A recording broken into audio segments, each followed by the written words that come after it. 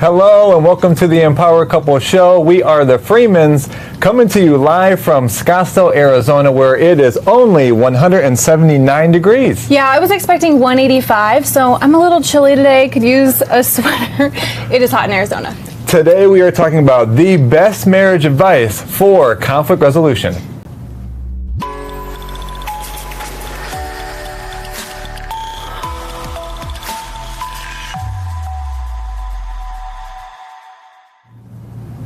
Question for you. Right now in quarantine, have you been fighting / disagreeing with your partner more, less, or the same? And be honest here, no judgment. We actually did a survey in our couples community, and the majority of couples said they're actually fighting more during quarantine. So you're not alone. Maybe you thought it was just you and something was breaking down in your relationship. Well, you're not alone. And we're actually going to talk about that throughout the show. We're going to go into actually debunking some memes. Who doesn't love a good meme? I love great memes. Entertaining, and part of it's because you experience it like that. Yes, it is. Love memes. They feel very true sometimes. We're also going to share some relationship advice from other relationship coaches. We had some videos sent in, and I think it's great wisdom to share with you all. And then we're going to share our 3 best pieces of advice around conflict resolution. So we've got a lot in store for you today. And we are broadcasting live, so we're pushing this stream out to Facebook, out to YouTube. So there's a chat feature you can actually interact with us right now. So feel free now to type in the chat, say hello, and as we get started today, let us know, have you been experiencing during this time conflicts happening more, less, or really about the same? I think we should share even a little bit of our own experience the last few weeks, few months during these times. Yeah, and as you write, we'll look for those chats to come up. And yeah, honestly, for us, I would say this past week, and I think you would as well, as we did prep together for this show, but last week we did experience what we would say more tension, more disagreements. Yeah. And it was happening almost every day. And that started to even feel like it was building, okay? Like, we're relationship experts, we have these communication tools, so why are we having these conflicts? And then why is it recurring day to day, which then honestly led us to one of the biggest disagreements and tensions that we've had. To be honest with you all, we had one of the biggest disagreements in our time. Something that we really are committed to in our relationship is that we have healthy conflict, but we don't let it get to a point of being too escalated. And this was honestly one of the most escalated. We'll share about it in a moment. But first, I want you to know that if you're new to our content, to us, one thing you can always count on with us is authenticity. You see the highlight reel on social media of people on vacation. Well, maybe it's a staycation during quarantine, or by the pool, or their baby was just born. People don't share the tough moments in the relationship. And so we want to be those people for you where it's real talk. We're talking about the actual challenges that most couples face. So yeah, we really were experiencing more tension in our relationship. And there was one day in particular, it was kind of a lead up. It was like, for a week straight, every day, it felt like we were having more of those more smaller bickering moments of tension. Where I'll jump into my experience, actually, just so, honestly, just get real with all of you, that I was having a conversation with a friend of mine, and that was by itself huge. It's like I'm actually getting to talk to somebody, and I was, besides Jocelyn, every day. Honestly, it is great, and we spend 24 hours a day together, which a lot of you are now, which wasn't something that was happening before. So I'm in the other room. I had a great conversation with a friend of mine, and I come back into the living room, and Jocelyn happened to be in like a 3-hour period of watching news pieces. Can I share about that? Yeah, go ahead. I have really been honestly trying to be informed, everything that's going on, and not just paying attention to social media. There's a lot of fear on social media, a lot of division, so I've been researching even more outside of social media, and it was a long stint of me going, oh my gosh, what do I believe? What's true? Are things going to get better? And I was starting to feel fear. And maybe you type in the chat if you've had those moments throughout this time. I mean, you have to. You're human during these times of, having fear, maybe even a little bit of like anxiety-like symptoms. And so Aaron came out after his conversation, and I was just kind of sensitive. So here I come, right? I mean, imagine you had a great conversation with a friend of yours, which again is already a great thing because of the quarantine, you're not talking to too many people.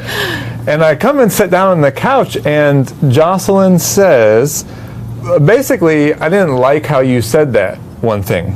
Oh yeah, it was like a piece of feedback. And for me, it was like, Well, for one, I wasn't like looking for any feedback on how I was talking to my friend. I left feeling really excited. So, though I sat there and tried to realize in the moment that, well, maybe it's because Jocelyn was on this like research stint there. Yeah. Yet, how it felt to me was like, look, I really don't need feedback on how I was talking to my own friend. Number one, you had no idea what the conversation was about, so you were only hearing one side. You have no idea how my friend responded, or because it was great. So anyway, that's how it started. Yeah. Yeah, for me, I was honestly just reactive because I was in a fear state, and maybe that's what's happening for you. Think about it. You are getting exposed to more than ever. That's why I really have been trying to share messages of compassion for each other, grace, slowing down, because the division in the world that's out there, this is something I'm really passionate about right now, cannot creep into the home. Sure, there can be tense moments, but I realized in that moment I was letting the energy of the outside world have me be short with him, hypersensitive, and not kind in the way that I was talking to him. Yeah, so two things to take away there. What you're allowing into your awareness is going to affect your state, your emotional state, how you feel internally. And if we don't have presence and awareness of that is going on, then it can easily leak into the conversation with your partner, and you can be off into conflicts. And we actually have a meme about that coming up. But so what I want to say is, I think what you can do is have a transition activity. You know, if you're going to be educating yourself, which we all should be, you should, once you come to the end of that time period, allow yourself a transition activity. Go for a walk, make a meal, take some breaths, meditate, walk your dog. Like, do something where you change the state and the energy before you bring that into and take conversations it out on your partner. with your partner. Yes, so that's really the first tip for me, and that's happening a lot, I think, during quarantine. It is, and here's the thing I just want to say really quick about quarantine. Though a lot of you, 85% of the people that we polled said more conflicts during quarantine, we want to leave you with this. It's not because of quarantine, it's happening in quarantine. So what that means is it's really bringing things to the surface that were probably already there. But before this, it was easy just to go off to work, go see friends, go to a cafe, and you didn't have to maybe directly deal with it.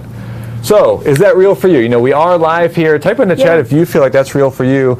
That these things were probably there before. It's the quarantine is adding the pressure to bring it to the surface. Yeah, and when there is added pressure, uncertainty, fear, again, it is bringing up, like you said, we say quarantine isn't causing more challenges, it's revealing them. Revealing dysfunctions in communication, dysfunctions in conflict, and just how powerful it is to make sure you have emotional outlets. So we're going to share 3 of our biggest pieces of advice, but beforehand, I wanted to mention, you know, one thing we're really passionate about, hence why we have this show, which you could think of this as like a talk show for your relationship. We're your new favorite Ryan and Kelly, okay, but for your relationship. And in movies, in TV, we show the passion and we show the love and falling in love, but we also see the super hyper dramatic conflicts and the storming out of rooms and then the triumphant reunion. And so honestly, we see mostly toxic conflict. We don't see very good examples of healthy conflict. Probably because it wouldn't be that entertaining. You'd be kind of like, oh, this just looks kind of calm and normal. Yeah, it's not movie worthy. It's not movie worthy. It's just not, right? When you think about it, movies are for entertainment. So you have the wild passion, the sex, the intimacy. It could be in the moment, and you're like, yeah, that's how I want my relationship to be all the time. And then you have the dramatic conflicts, the toxic ones that you talk about that are, hey, by the way, are meant to be emotional and elicit emotion in you while you watch. So what don't you see? You don't see healthy conflict. Or just the day-to-day things where, yes, you do get upset about how the dishes were put into the dishwasher or, you know, how the business finances were handled or how you just parented your kid, right? So you don't see those things in movies. And that's kind of what brings us, right, to memes. Like, memes are just as entertaining and they're relatable because you're like, oh my gosh, that stuff happens to me. This meme is exactly like my day. But guess where we shouldn't be taking relationship advice from? Don't take advice from friends and family. Basically. I'm saying don't take advice from friends and family, no. Only if they have an incredible relationship. But also don't take advice from movies or memes. So let's debunk a couple of memes. Yeah, let's do that. So the first meme, how about arguing with a woman is like reading the software license agreement at the end, you ignore it and then just click I agree. I got a lot to say about this. I mean, first off, that is perpetuating this idea. This is what I think women are upset with, is this idea that men just need to ignore the drama that's going on there. Oh, just click yes honey, I agree. That's not healthy conflict either. That's just brushing things under the rug. Yeah, I relate to software agreements actually having a part of my life that had a lot of agreements going in it. But so here's the thing. Here's what I want to say. Real talk, right? Software agreements. This actually came up with Apple. Like when you actually get an update, how many pages is that thing, right? And you're like, I just want my update. I want better apps. I agree. But then people get upset about what? What was hidden in there. Oh, that they're monitoring you. They can open your apps, your camera. They can listen to you. I'm just making this up. I'm not saying this is the case. But you just hit agree, right? So you gave your consent, and then you want to be mad later because you didn't read what was in there. So that's the thing. This meme takes out the personal responsibility. If you're just agreeing to get your partner off your back, guess what? You don't get to be mad later then. About how they're talking to you, or that you forgot a promise, they asked you to do something, you didn't get the milk from the store. It's like, guess what? You don't get to be mad because you agreed. Well, so that's the thing to me about the meme. Well, to me, the other thing besides just agreeing, you don't get to be upset about it's not taking any responsibility, but also that again is perpetuating this idea that women just want someone to just say yes. You're right. That's not it. That's not what we want. It's more, we want authentic communication. We want to be able to have a tough conversation in a calm way. We want to know your perspective in a calm way again. So that's not, let's debunk that one. If we had a buzzer, next debunked. Show, baby. Let's go to the next meme. This next meme. All right, so when you get into a fight but can't remember how it started, I don't know what we're yelling about. All right, we've all had those moments, I think. Sort of true. It is sort of true. You have those moments where the way you start fighting distracts you from what the original topic was. You're like, stop talking to me that way. You always talk to me that way. Oh my gosh, you're doing it exactly the way. And you're like, wait, what was it again that we were talking about? Actually, just talking about this happens. This really does happen. And for us, when we had that really big disagreement, it started out just about mostly what I would call feedback, right? And you give me feedback about a conversation I was having with a friend. It's like, really didn't need that. We've already covered that piece. But what led to it getting way emotional and way escalated, which is one of the things we're going to be covering today, is that the piece about us having agreements throughout the week now came back up. So that's really what we ended up starting to disagree about. How many days in a row now, right? So that's where the emotion got escalated to where, again, like the meme, we were sort of emotional about, I don't even know what this started about, but we're arguing now about this has happened often. Or how you're talking to each other. This way. This has been like the past. Well, I was going to say, why I want to debunk this meme is because it's showing that conflicts always have to get escalated. It doesn't. Like, what if you can actually have a calm conflict, which we're going to talk about in a few months. So, debunk that one. Boom, buzzer. Third meme. Let's go into this one. So, ladies arguing with their men. Me. He's actually making some good points. Inner me, cry so you can win. I mean, come on, that's just a couple things here. That's ego, and I think, to be honest, a lot of people do have those moments where your partner is saying something valid, but your ego is so addicted to winning that you won't validate their perspective, right? So then you find some other way to argue, or you deflect what they just said. I think that to me is just perpetuating this idea of, what if your partner is saying something that's true? And this is what we say to couples all the time. Neither one of you is more right than the other. That's right. Neither one. Both of your realities are accurate. Are you just going to spend all your time saying, no, that's not how it went? What if it was both of you getting to feel understood, both of your realities were accurate? Oh, we could talk about these memes a lot, I think. It also reminds me of, are you just wanting to be right? Ooh. I mean, even in that meme, it's like what that person was saying was like valid. Yeah. But you're like, nah, I'm still going to win. I'm not going to lose this one. What if you were able to stay on the same page together? And that's really where we're going. So are we debunking that one again? Boom. Debunked. So don't take relationship advice from memes, use them as entertainment. And where you can start getting great relationship advice is from our certified coaches. So in the Empower Couples University, we do have certified coaches. That's what we're really about, is having the resources for all couples to just learn the skills. So let's get the clip from our coaches. Yeah, we had some coaches send in a video, and I love their advice. Let's hear what they have to say. Our conflict resolution advice is to separate from each other, to take some time to pray and reflect. And then to come back together to lovingly communicate with no blame and express forgiveness. And hug it out. Great advice. I love that hug. And I really loved, Mancy was her name, and she shared this idea of conflict actually being for the betterment of your relationship. What lesson is in there? So I thought that perspective was great. What stood out to you? Yeah, that couple there at the end was actually Rafi and Sarah. So thank you for sending that in. One of the things that would be easy to miss, because it was very loving, Rafi said, hug it out. It's actually a huge thing to break the touch barrier when you're having a disagreement. Yeah. Notice for yourself, right? You get upset, and what do? You distance yourself.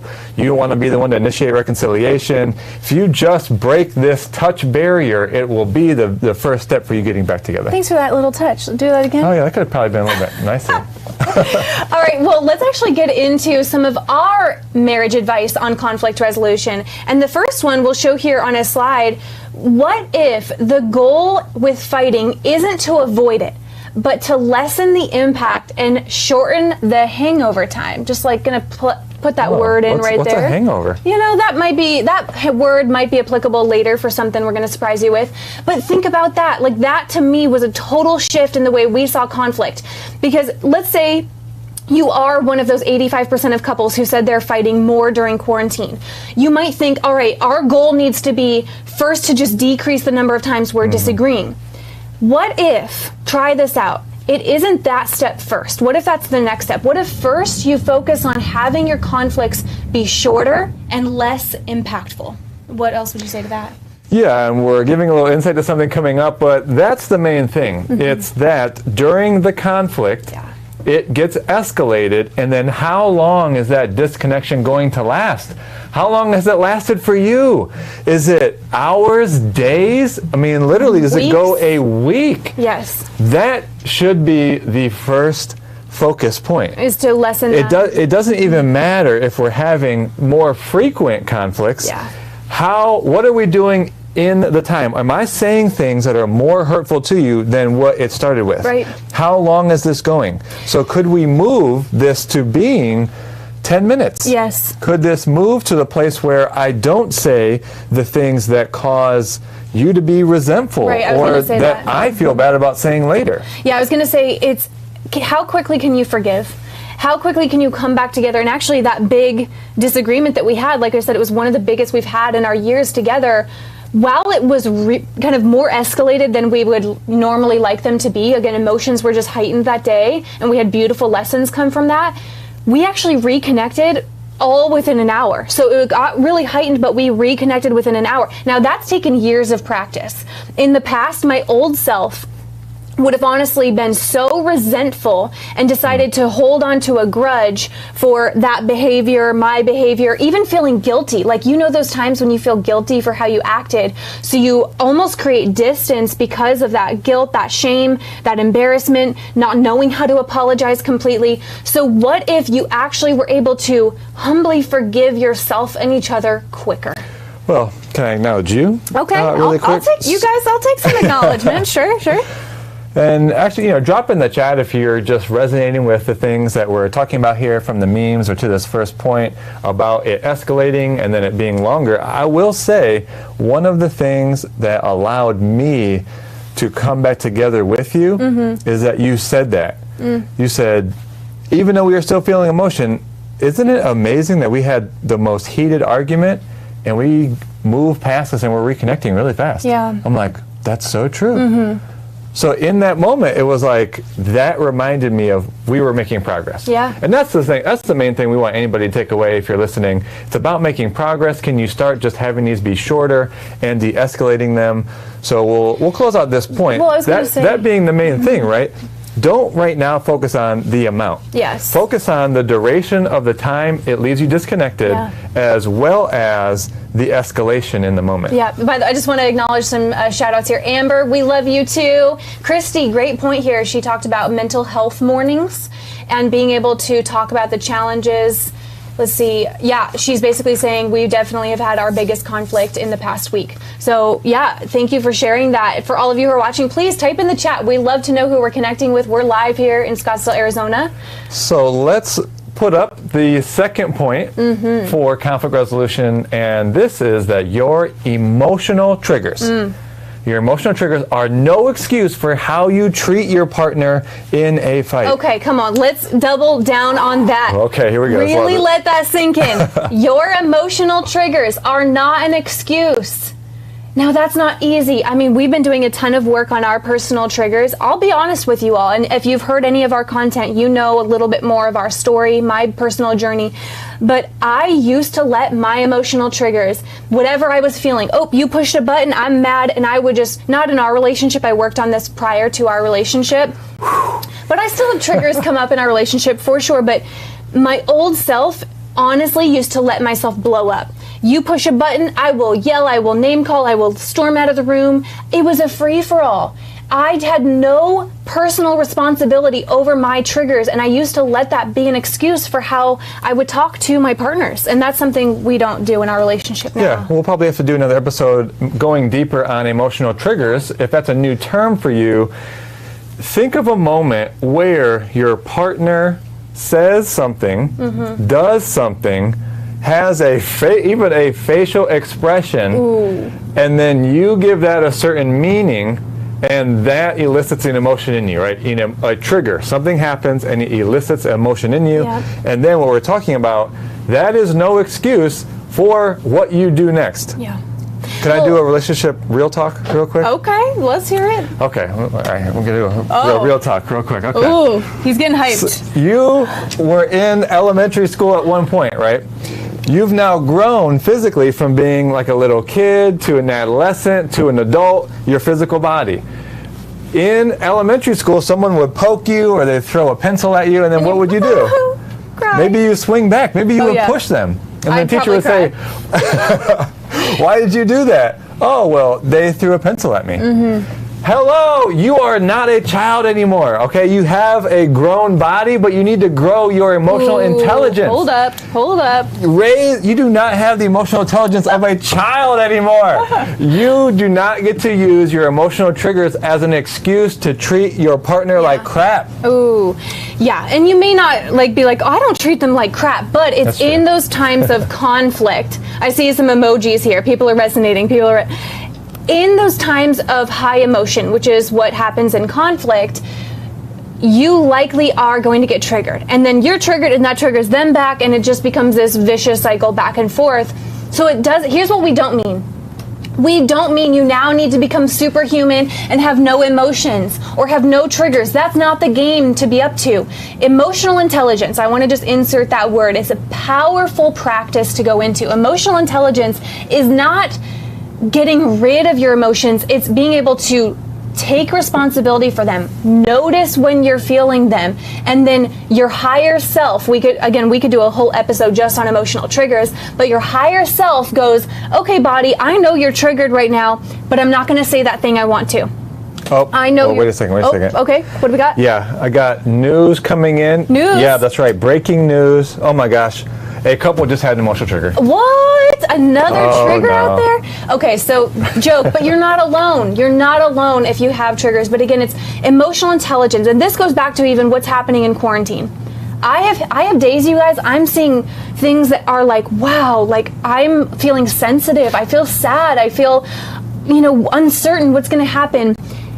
That's likely happening for you. Make sure you're checking in on how you're feeling, so that, like we said at the beginning of the show, you aren't having that energy carry into the rest of your day. Yeah.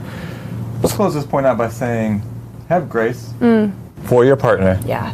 And have grace for yourself. Ooh.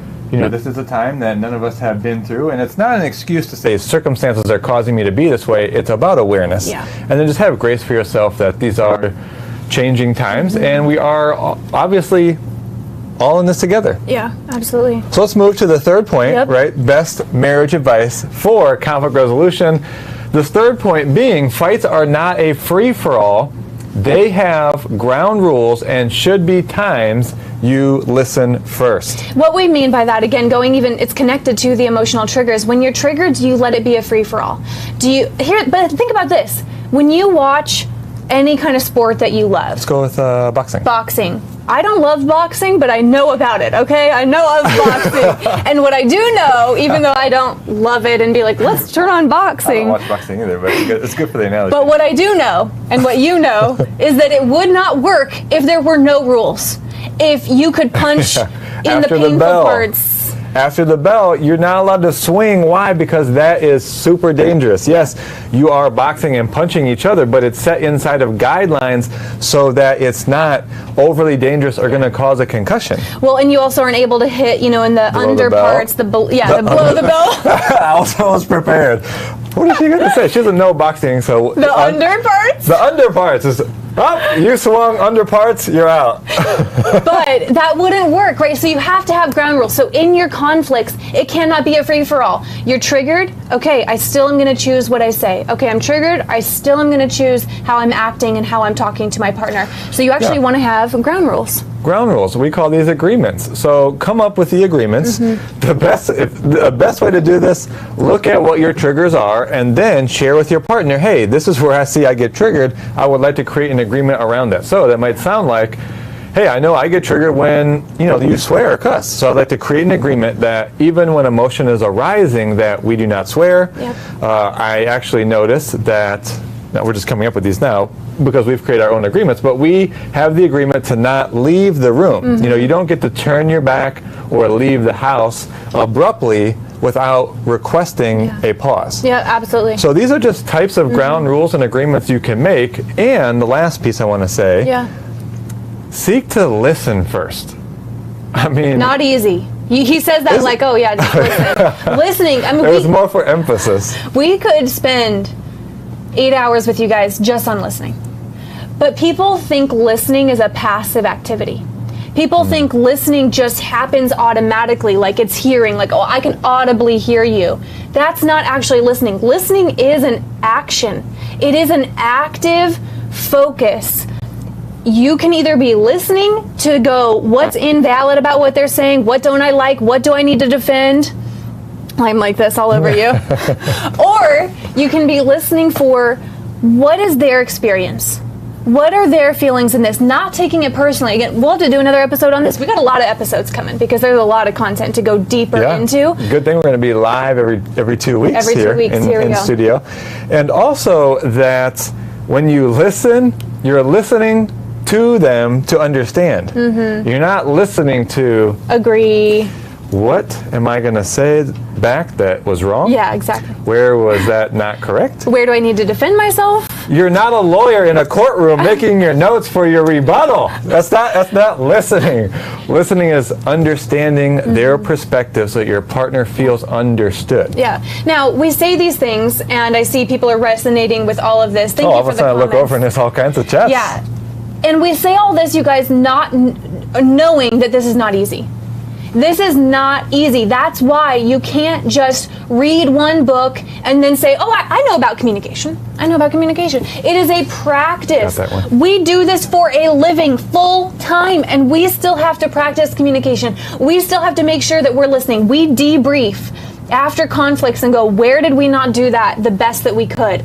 It is an ongoing process. You never will... Well, I don't want to say never, but it's likely that you won't feel this perfect arrival to the perfect communication and perfect conflict resolution.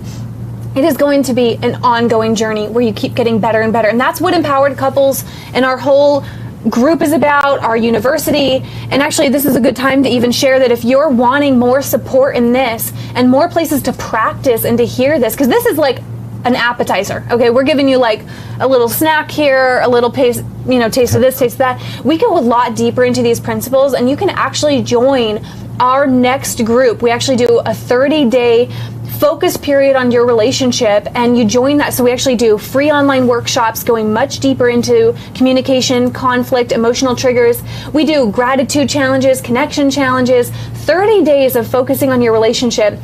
And all you have to do, it's this easy, you guys. Yeah, I'm thinking to myself, oh, how do I be a part of that? You just order a free copy. Okay, hold on a second. Free? Yes, free copy of our book. You just pay shipping, and then you get into this group. And over 30 days, it is... Yeah. You want to just tell them where they can get that free copy? Oh, that might be helpful. Maybe a URL. So it's thenewpowercouple.com. We'll pull that up on the screen here. So you go to thenewpowercouple.com, get your copy. It's starting Monday. But if you're watching this, a couple days later, it's okay. You can still go ahead and join that. I see Amber said she loves it. She's been in the group as well. Oh, we're so grateful to have you in there. We see comments from Cindy, by the way. Thank you for being on here live. Yes. Let's just summarize this episode, right, as we close out. And the best advice for conflict resolution. We had fights are not a free-for-all, set your ground rules, and really seek to listen first. Then you have emotional intelligence and really not using your triggers as an excuse for your behavior, really getting more connected to your emotions and having power over your emotions. And your idea around fights. You don't need to have set out that the goal right now is to decrease the amount of conflicts you're having. It's really about when you have them, not having it escalate to have hurt or have resentment. And then also you want to shorten that time period. So those are our 3 best marriage advice for conflict resolution. Absolutely. So before we close out, I think we should do like a little teaser. You guys, our second book. So you get our free book here. We have a second book coming out. We're not telling you the title or the cover yet today, but if we'll pull up a slide, we've got a little teaser. There were a couple of keywords we said during this episode. What's your guess for the title? Now, a few of our close friends know the title, so if you're watching and you do know the title, don't spoil it for everyone. But the rest of you guess. I want to see in the chat, what are your guesses for our book title and what we're going to do. That is the cover right there. It is going to be purple. Yeah. And it's going to start with the. So when are we going to tell them? Next episode. So in 2 weeks, we will reveal the title. And you will be able to pre-order your copy. And I'm telling you guys, this is brand new content. I mean, this is not a repeat of what we've done before. And here's the thing. The pre-order bonuses, because we're going to give you bonuses for pre-ordering, because we've got big goals. To tell you all honestly, we have big goals with this book. Why not play full out? We're in quarantine. We aren't really doing a whole lot more than focusing on this. So with that said, the pre-order bonuses are going to be worth over $200 itself. So just by pre-ordering. So we're going to reveal that to you next time. Please join us live in 2 weeks so that you can hear the title and be able to pre-order. In the meantime, you might think, I don't want to wait 2 weeks. Well, we got lots of other videos coming out. We have our podcast that happens each week. That comes out on Tuesday. And guess where we get the topics from? The community. From you. If there is a topic around relationships that you want us to cover on the podcast each week that comes out on Tuesday, message us. Instagram, Facebook, YouTube, email, carrier pigeon. A carrier pigeon. Yeah, however you want to get the message to us, we will cover that topic on our podcast, and then we'll be back live in 2 weeks. In 2 weeks. Yeah, absolutely. So thank you all for joining, and even if you're watching the recording of this, because you're not on with us live, type in the chat. We review all comments. We want to connect with you. We want to know what you took away. Thanks for being on the show with me today. Yes. Great job. Great topic. You came up with this one from all your engagement with people. The best marriage advice for conflict resolution. What a great time for this topic. All right, everyone. We'll talk to you on the next show. Talk to you soon.